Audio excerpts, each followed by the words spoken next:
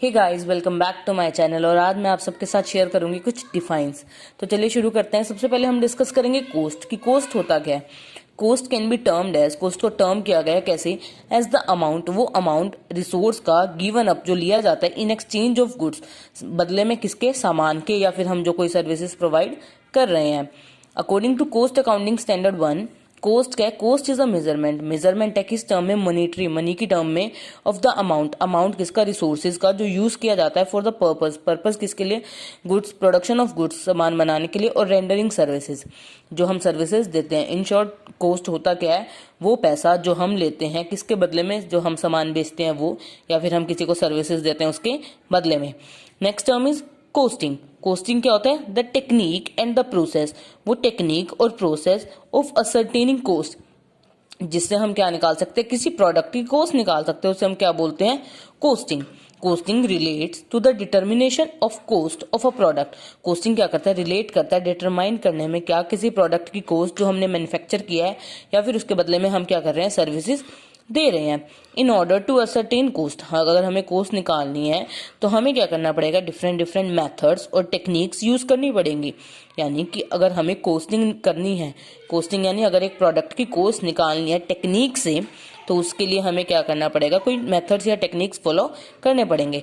There are various techniques, यहाँ पे अलग अलग टेक्निक्स है निकालने की, सच एज हिस्टोरिकल कोस्टिंग।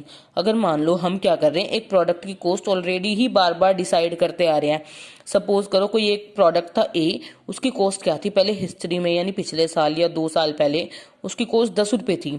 तो जब हम उसकी न्यू कॉस्ट डिसाइड करेंगे, वो क्या करेंगे, पिछले साल के बेसिस पे डिसाइड करेंगे, तो उसे हम क्या बोलते हैं, historical costing. Next is marginal costing. Marginal costing में क्या करते हैं हम, जो वैल्यू चेंज होती है पर यूनिट, जो डिफरेंस आता है न्यू प्रोडक्ट में, उसको हम क्या बोलते हैं, मार्जिनल कोस्टिंग बोलते हैं। उसके बेसिस पे हम न्यू प्रोडक्ट की वैल्यू डिसाइड करेंगे। स्टैंडर्ड कोस्टिंग हम क्या करते हैं, एक वैल्यू फिक्स कर देते हैं, उसके बेसिस पे जब हम कोई टर्म डिसाइड करते हैं तो उसे हम क्या बोलते हैं, स्टैंडर्ड कोस्टिंग। यूनिफॉर्म कोस्टिंग यानी कि जो कोस्टिंग यानी जो कोस्ट हमारी प्रोडक्ट की पिछले कई सालों से चलती आ रही है। सपोज करो एक प्रोडक्ट है ए, उसकी कॉस्ट हर साल 10 ही आ रही है, तो उसे हम क्या बोलेंगे, यूनिफॉर्म कोस्टिंग।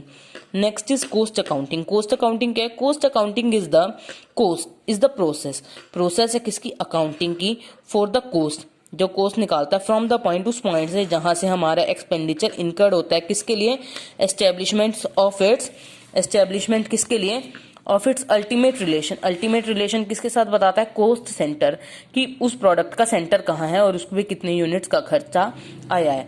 कोस्ट अकाउंटिंग क्या करता है, cost accounting involves, cost accounting में इन्वॉल्व होता है क्या, स्टडी, स्टडी किन की, दोज कॉन्सेप्ट। कोस्ट अकाउंटिंग में हम वो सारे कॉन्सेप्ट पढ़ेंगे, वो टूल्स पढ़ेंगे, वो टेक्निक्स पढ़ेंगे, जो क्या करते हैं, असरटेनिंग, कैलकुलेट करने में, और कोस्ट को एनालाइज यानी चेक करने में, कैलकुलेट करने में हमें हेल्प करते हैं।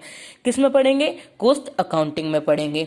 तो कोस्ट अकाउंटिंग है, cost accounting is the method, method है किसका, अकाउंटिंग का, जिसमें हम क्या कैलकुलेट करते हैं, टोटल कॉस्ट कैलकुलेट कर सकते हैं, पर यूनिट कॉस्ट कैलकुलेट कर सकते हैं प्रोडक्ट की, और जो हमने सर्विसेज दी हैं उसकी, ऑर्डर, मान लो हमारा प्रोडक्ट किसी प्रोसेस के थ्रू जा रहा है तो उसका ऑर्डर प्रोसेस में चल रहा है वो, और जॉब, यानी अगर हम कोई जॉब कर रहे हैं तो अगर हम एक सर्विस प्रोवाइड कर रहे हैं तो हमें कितनी सैलरी मिल रही है या कितनी कॉस्ट पड़ रही है हमारी, उस तरीके से।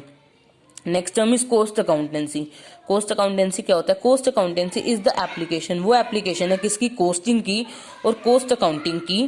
कोस्ट अकाउंटेंसी में दो आती हैं हमारी, एक तो कोस्टिंग आती है और कोस्ट अकाउंटिंग के प्रिंसिपल्स आते हैं, मेथड्स आते हैं, and techniques to the science art, यानी जो हमें साइंस और आर्ट के बारे में बताती है। साइंस यानी इसके मेथड्स रिलेट होते हैं, और आर्ट इसमें क्या करनी पड़ती है, हमें डिफरेंट डिफरेंट कैलकुलेशंस करनी पड़ती है।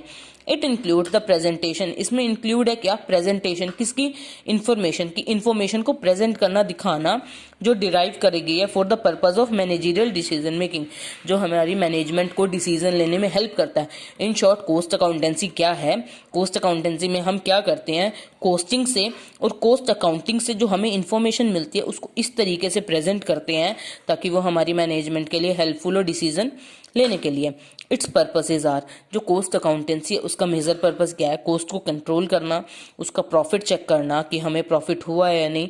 हमने सपोज करो एक प्रोडक्ट की कॉस्ट हिस्ट्री में थी हमारी 10, तो अब हम उसको 12 कर रहे हैं क्योंकि सिनेरियो चेंज हो रहा है, इस अकॉर्डिंग हम उसकी कॉस्ट क्या कर रहे हैं, 12 कर रहे हैं। तो हम चेक करेंगे कोस्ट अकाउंटेंसी में कि हमें उससे प्रॉफिट हो रहा है या लॉस हो रहा है। It serve as an essential tool. ये क्या एक असेंशियल टूल है ऑफ द मैनेजमेंट। मैनेजमेंट का जो क्या करता है, डिसीजन लेने में हेल्प करता है। कॉस्ट अकाउंटेंसी में ही हम डिसाइड करेंगे कि हमें कॉस्ट क्या रखनी है। आई होप आपको समझ आ गया होगा। अगर आपको समझ आ गया है तो प्लीज़ मेरी वीडियो को लाइक और शेयर करना। Thank you for watching.